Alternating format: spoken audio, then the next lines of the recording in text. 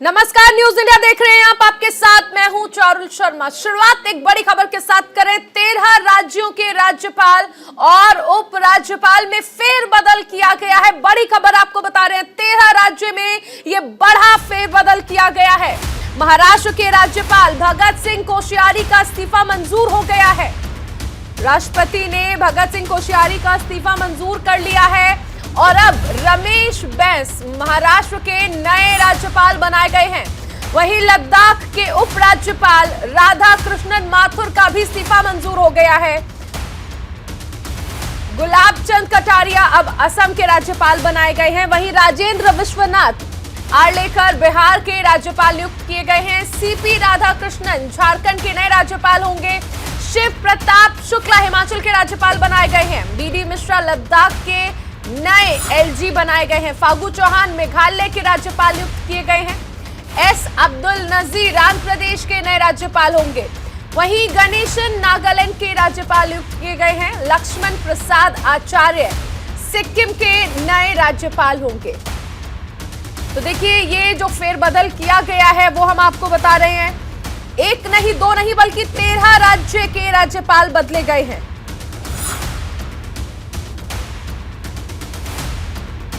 हमारे साथ सहयोगी शुभम पांडे जुड़ गए हैं।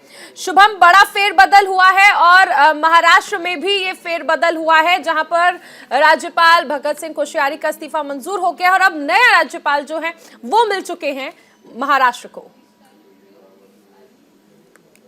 बिल्कुल, देखिए चारों जिस तरीके से 13 राज्यों के जो राज्यपाल बदले गए, कहीं न कहीं साफ तौर पर अंदाजा लगाया जा सकता है तरीके से। एक साथ अगर बात करें तो महाराष्ट्र के राज्यपाल भगत सिंह कोश्यारी ने कुछ दिन पहले ही देश के राष्ट्रपति और प्रधानमंत्री की मुझे अब राज्यपाल नहीं रहना, मुझे सेवा से नियुक्त कर दीजिए। देखिए, अगर भगत सिंह कोश्यारी की बात करें, सबसे ज्यादा सुर्खियों में अगर कोई राज्यपाल से 2 से 2.5 साल किसी राज्य में रहा है पूरे देश में, वो भगत सिंह कोश्यारी रहे। देखिए, इनके अगर कार्यकाल की बात करें तो महाराष्ट्र में 3 बार मुख्यमंत्रियों ने शपथ। उसके अलावा जिस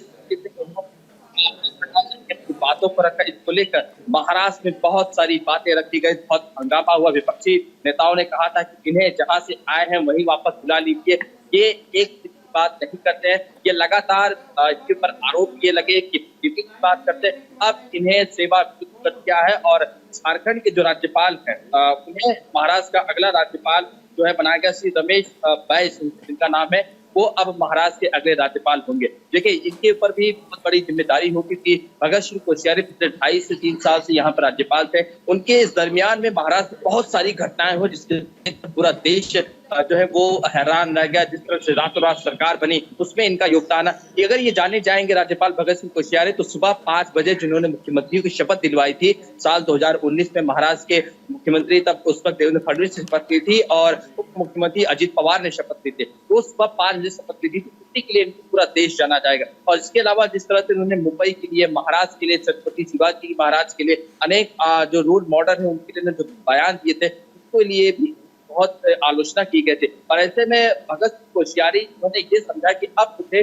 अपने पद से इस्तीफा देना चाहिए। उन्होंने मांग की थी अब रमेश बैस को महाराष्ट्र के नए राज्यपाल की नियुक्ति जो है वो राष्ट्रपति की ओर से दी गई है। जी बिल्कुल, ये भी समझना चाहेंगे आपसे कि देखिए, जिस तरह आपने बताया कि कार्यकाल जो रहा है भगत सिंह कोश्यारी का, उसमें कई बार ऐसे विवाद भी रहे जिसकी वजह से फजीहत भी हुई। आपने देखा कि हालांकि बाद में उन्होंने माफी भी मांगी, लेकिन सबसे अहम चीज है कि अब आने वाले वक्त में रमेश बैस जो कि नए राज्यपाल बनाए गए हैं, उनके लिए अगर हम देखें तो क्या भगत सिंह कोश्यारी के जो बयान रहे हैं, क्या लगता है कि आने वाले वक्त में वो नए राज्यपाल के लिए कुछ समस्याएं कर सकते हैं? क्योंकि वो जो बयान रहे उसके बाद जो राजनीति हुई थी उन बयानों पर, वो आपको पता होगी। बिल्कुल, देखिए चारों जी, रमेश बैस के सामने ये सबसे बड़ी चुनौती होगी कि जो राज्यपाल की गरिमा का पद का जो ध्यान रखना चाहिए वो उनके सामने चुनौती रहेगी। उसके अलावा कोई उन्हें ऐसी बयानबाजी नहीं करना चाहिए जिससे राज्यपाल ही कुछ कटघरे में शामिल हो जाए, जैसा कि हमने 2.5 से 3 साल में देखा महाराष्ट्र के राज्यपाल भगत सिंह कोश्यारी के साथ हुआ था। जो भी बयान देते थे उसको लेकर महाराष्ट्र में बहुत हंगामा होता था। विपक्षी दल उनके इस्तीफे की मांग खड़ा करते थे। खुद सत्ता पक्ष भी कई बातें ऐसी थी जो राज्यपाल भगत सिंह कोश्यारी के फेवर में नहीं कहते थे। जैसे आपको मैं अब जिक्र अपने दर्शकों को बता दें कि राज्यपाल भगत सिंह कोश्यारी ने इससे पहले एक बयान दिया था कि मुंबई में बात करें गुजराती और जो राजस्थान के जो लोग आए हैं वो अगर मुंबई छोड़ के चले गए तो मुंबई किसी काम की नहीं, मुंबई देश की आर्थिक राजधानी नहीं रह गए। ऐसे में जो विपक्षी दल थे, जो सत्ता दल थे, उनका ये मानना था कि यहाँ के जो स्थानीय लोग हैं, जो मराठी माणूस थे, उनका अपमान किया जा रहा है। इसी वजह से रमेश बैस को इन सारी बयानबाजी से बचना चाहिए। इसके अलावा कोई ऐसे काम रमेश बैस नहीं कर पाएंगे जिसको लेकर हमेशा राज्यपाल की जो छुट्टी होती है वो हमेशा सुर्खियों में रही है। अगर 3 सालों की बात करें तो भगत सिंह कोश्यारी झारखंड में भी, त्रिपुरा में भी बतौर राज्यपाल उनका कार्यकाल रहा है और अब महाराष्ट्र वो पहुंचे हैं, यानी आर्थिक राजधानी।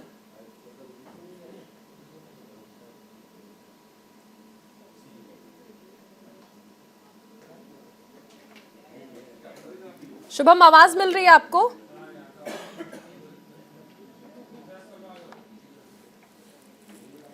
चलिए, तो बहुत शुक्रिया शुभम इस तमाम जानकारी के लिए। ये बड़ा फेरबदल जो हुआ है वो आपको बताया जा रहा है। 13 राज्य के राज्यपाल और उपराज्यपाल जो हैं वो बदले गए हैं, लेकिन इन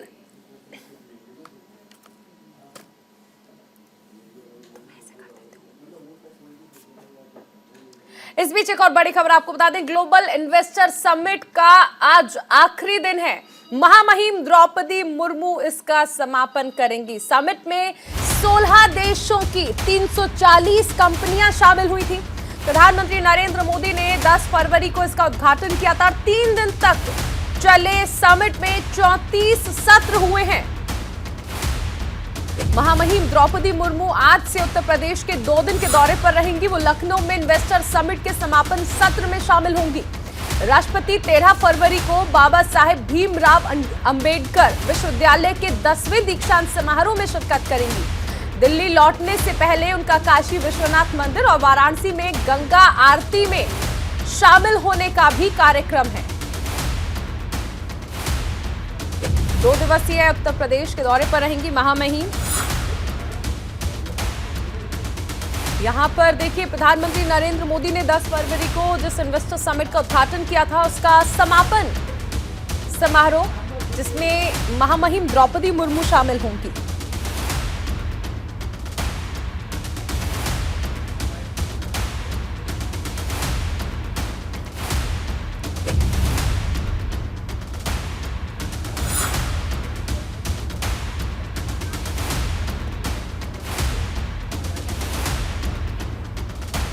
बड़ी खबर आपको बताई जा रही है, यूपी के 2 दिन के दौरे पर रहेंगी राष्ट्रपति द्रौपदी मुर्मू। यहां पर ग्लोबल इन्वेस्टर समिट का आज आखिरी दिन है जिसमें वो शिरकत करेंगी। विवेक तिवारी हमारे साथ जुड़ रहे हैं। विवेक, 2 दिवसीय दौरे पर महामहिम उत्तर प्रदेश पहुंच रही है, लेकिन इन्वेस्टर समिट जिसे कहा जा रहा है कि उत्तर प्रदेश में जिस तरह से विकास की रफ्तार बढ़ी है, इसके साथ विकास के साथ साथ रोजगार का जो लक्ष्य उत्तर प्रदेश सरकार का था, अब उस ग्लोबल इन्वेस्टर समिट का समापन हो रहा है जिसमें खुद महामहिम शिरकत करेंगी। जी हाँ, बिल्कुल। देखिए, आज कुल 10 सेशन और होने हैं जिसमें तमाम सेंट्रल मिनिस्टर जैसे हरदीप सिंह पुरी का एक सेशन है, निर्मला सीतारमण का भी सेशन है, धर्मेंद्र प्रधान का सेशन है, अनुप्रिया पटेल का सेशन है। इसके अलावा चीफ मिनिस्टर्स के 2 स्पेशल सेशन हैं, एक यूके के रिप्रेजेंटेशन के साथ और दूसरा इटली के कुछ प्रतिनिधिमंडल हैं, उनसे भी चीफ मिनिस्टर की मुलाकात होनी है। और फिर शाम को 4:15 बजे द्रौपदी मुर्मू महामहिम राष्ट्रपति वो इस समिट का समापन करेंगे। उनका आगमन 1:15 के आसपास हो जाएगा। वो चीफ मिनिस्टर से मिलने उनके आवास पर जाएंगी, राजभवन भी जाएंगी और फिर उसके बाद इस समिट का समापन करने के लिए आएंगे। देखिए, ये जो समिट हुई है 3 दिनों की, जिसका आज आखिरी दिन है, ये हिंदुस्तान में ऐसे इन्वेस्टर समिट इससे पहले कभी नहीं हुई। इससे पहले जो रिकॉर्ड था वो गुजरात का था, जहां पर 16 लाख करोड़ के इन्वेस्टमेंट का प्रपोजल आया था और यहां पर उसका 2 गुना करीब पहुंच गया है। तो इस लिहाज से ये अभूतपूर्व रहा है अब तक। अब सरकार कैसे इसको जमीन पर उतारती है, जो प्रपोजल आए हैं उनके पास, उसको जमीन पर उतार कर वो सारी चीज़ों को एक शक्ल देने की कोशिश करेगी।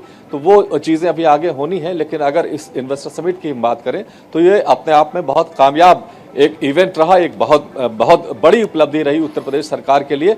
और जैसा मेरी जानकारी है कि जो 2024 के चुनाव आ रहे हैं, भारतीय जनता पार्टी का उत्तर प्रदेश का जो संगठन है, इस ग्लोबल इन्वेस्टर समिट से जो निवेशक आए हैं, जिस तरह का निवेश आया है, या जो बेरोजगार दूर करने की, रोजगार देने की जो संभावनाएं हैं, उसको लेकर भी जिलों में जाएगी। तो ये भारतीय जनता पार्टी के लिए उत्तर प्रदेश में 2024 के लिए एक चुनावी मुद्दा भी होने जा रहा है। तो कुल मिलाकर के आज इसका आखिरी दिन है और राष्ट्रपति द्रौपदी मुर्मू इसको संबोधित करेंगी। सबसे अहम चीज देखिए विवेक, ये भी है कि जिस लक्ष्य के साथ इसका शुभारंभ किया गया था, प्रधानमंत्री नरेंद्र मोदी ने उसका उद्घाटन किया था, यानी एक तरफ विकास जो लगातार हम उत्तर प्रदेश में देख रहे हैं, लेकिन इसके साथ रोजगार, जिसको लेकर हमेशा से सवाल उठते रहे थे सरकार पर और विपक्ष ने लगातार सवाल उठाए थे। कहा जा सकता है इस ग्लोबल इन्वेस्टर समिट के जरिए विकास के साथ साथ रोजगार पर जो सवाल उठा रहे थे, उन्हें एक अच्छा जवाब मिलेगा। बिल्कुल, इसमें कोई शक नहीं है। हालांकि उत्तर प्रदेश की जो स्थिति है, बेरोजगारी की, जो अनएम्प्लॉयमेंट दर जिसको हम कहते हैं, वो जो भारत का जो पूरा एक एवरेज है उससे काफ़ी कम है। 4.3 के आसपास उत्तर प्रदेश में बेरोजगारी की दर है, लेकिन 92 लाख और 90 हजार यानी तकरीबन 93 लाख लोगों को रोजगार इस इन्वेस्टर समिट से जो इन्वेस्टमेंट आएगा, जिसकी संभावना काफी ज्यादा है, वो मिलने जा रहा है। तो तकरीबन आप मान के चलिए कि 1 करोड़ लोगों को रोजगार इस जो निवेशक समिति जो सेशन हुए हैं सारे, उससे होने जा रहा है। तो जरूर बेरोजगारी को दूर करने में ये जो इन्वेस्टर समिट हुई है, वे बहुत महत्वपूर्ण रोल अदा करेगी आगे चल करके। और जो सरकार के ऊपर या खास से भारतीय जनता पार्टी के ऊपर जो आरोप लगते थे कि महंगाई और बेरोजगारी है, उसका भी एक माकूल जवाब इस इन्वेस्टर समिट से भारतीय जनता पार्टी की सरकार ने दिया है। चलिए, बहुत शुक्रिया विवेक इस तमाम जानकारी के लिए। इस बीच एक बड़ी खबर आपको बता दें, आज त्रिपुरा दौरे पर रहेंगे गृह मंत्री अमित शाह और यहां पर विजय संकल्प रैलियों को संबोधित करेंगे। इसके अलावा कई कार्यक्रम में शामिल होंगे गृह मंत्री अमित शाह। मिशन त्रिपुरा पर हैं गृह मंत्री अमित शाह। देखिए, त्रिपुरा उन 3 चुनावी राज्यों में से एक है जहां पर चुनाव होने हैं। और सबसे अहम चीज इस वक्त आपने देखा कि अभी प्रधानमंत्री नरेंद्र मोदी भी त्रिपुरा पहुंचे थे, उसके बाद गृह मंत्री अमित शाह भी मिशन त्रिपुरा पर निकले हैं और यहां पर विजय संकल्प रैली वो करेंगे, कई कार्यक्रम में शामिल होंगे। 3 चुनावी जनसभाओं को भी यहां पर अमित शाह संबोधित करेंगे। दोपहर 12 बजे चांदीपुर के डोलो गांव ग्राउंड में सभा रखी गई है। दोपहर 2 बजे विश्रामगंज स्कूल ग्राउंड में चुनावी सभा है। वहीं सिपाही जाला के चारीलम में भी तीसरी चुनावी सभा है। 16 फरवरी को देखिए यहां पर 60 सीटों पर चुनाव होने हैं। 2018 में बीजेपी ने यहां पर 36 सीटें जीती थी। 2018 में सीपीएम ने 16 सीटें जीती थी, लेकिन इस बार सीपीएम कांग्रेस के साथ है और चुनावी मैदान में है। यानी जो एक दूसरे के धुर विरोधी रहे हैं सीपीएम और कांग्रेस, वो इस बार त्रिपुरा में साथ में चुनाव लड़ेंगे। ऐसे में गृह मंत्री अमित शाह की जनसभाएं, प्रधानमंत्री नरेंद्र मोदी की रैलियां और इसके अलावा तमाम बीजेपी के जो वरिष्ठ स्टार प्रचारक पहुंचेंगे त्रिपुरा, उनकी वोट अपील का क्या अहम रोल रहेगा, क्या जनता पर प्रभाव रहेगा, ये देखना दिलचस्प होगा। क्योंकि बीजेपी के सामने बड़ी चुनौती यही है कि वो अपने पुराने 2018 के रिकॉर्ड्स को मेंटेन कर पाए और विपक्ष जो दबाव बनाने की कोशिश कर रहा है उसे कम कर पाए और वापस सत्ता में लौट पाए। एक और बड़ी खबर आपको बता दें, स्वास्थ्य मंत्री मनसुख मांडविया गुजरात दौरे पर रहेंगे और राजकोट में नवनिर्मित एम्स का निरीक्षण करेंगे। यहां पर स्वास्थ्य मंत्री मनसुख मांडविया गुजरात दौरे पर रहेंगे, स्वास्थ्य अधिकारियों के साथ भी यहां पर बैठक करेंगे और राजकोट में नवनिर्मित एम्स का निरीक्षण करेंगे। 750 बेड के अस्पताल का देखिए निर्माण हो रहा है। 1195 करोड़ की लागत से यहां पर ये अस्पताल बन रहा है।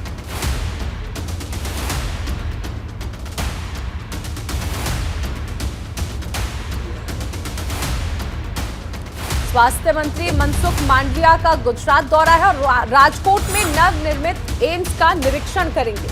स्वास्थ्य अधिकारियों के साथ बैठक भी करेंगे और 750 बेड के अस्पताल का यहां पर निर्माण हो रहा है।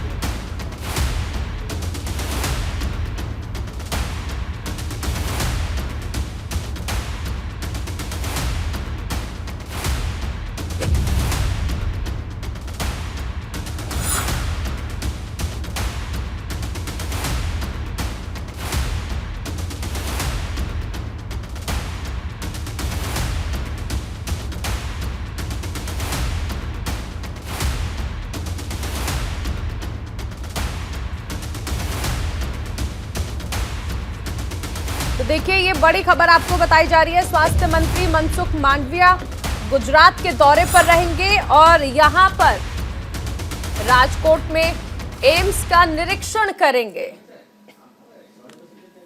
एक बड़ी खबर बंगाल से आ रही है, क्योंकि मिशन बंगाल पर हैं बीजेपी अध्यक्ष जेपी नड्डा। यहां पर बर्दवान और पूर्वी मिदनापुर में रैली भी करेंगे बीजेपी अध्यक्ष, जो कि मिशन बंगाल पर हैं। जनसभा के बाद कार्यकर्ताओं के साथ बैठक करेंगे।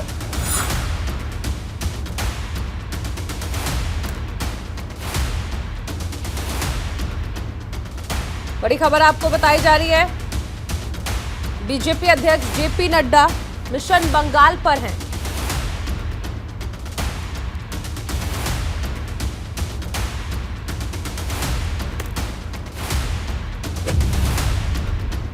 जनसभा का यहां पर कार्यक्रम है और उसके बाद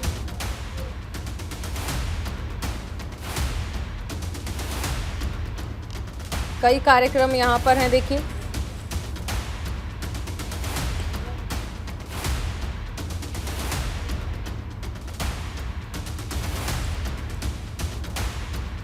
बीजेपी कार्यकर्ताओं के साथ बैठक भी करेंगे यहां पर नड्डा।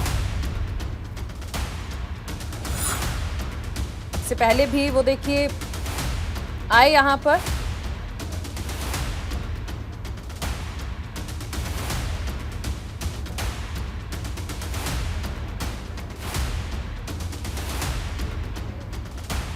देखिए, पश्चिम बंगाल में होने वाले पंचायत चुनाव और 2024 में होने वाले लोकसभा चुनाव को ध्यान में रखते हुए बीजेपी अध्यक्ष जेपी नड्डा राज्य का दौरा करेंगे और यहां पर मेरठ के ग्रामीण इलाकों में हैंड ग्रेनेड मिला है और उसके बाद ही अफरा तफरी मच गई, इलाके में हड़कंप मच गया।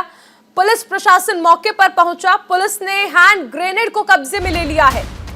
पुलिस बल मौके पर मौजूद है। परीक्षितगढ़ के गंग नहर इलाके का यह मामला। हैंड ग्रेनेड मिलने से देखिए इलाके में हड़कंप मच गया। मेरठ के परीक्षितगढ़ के गंग नहर इलाके का मामला, जहां पर ग्रामीण इलाके में हैंड ग्रेनेड मिला है।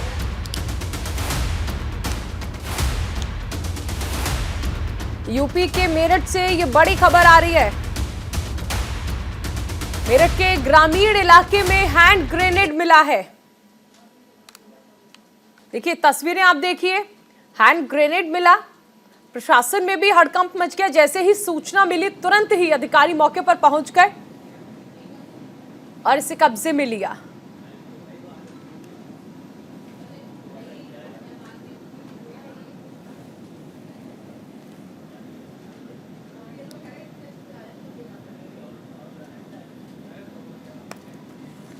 और इसी के साथ इस बुलेटिन में फिलहाल इतना ही। आप बने रहिए न्यूज़ इंडिया के साथ।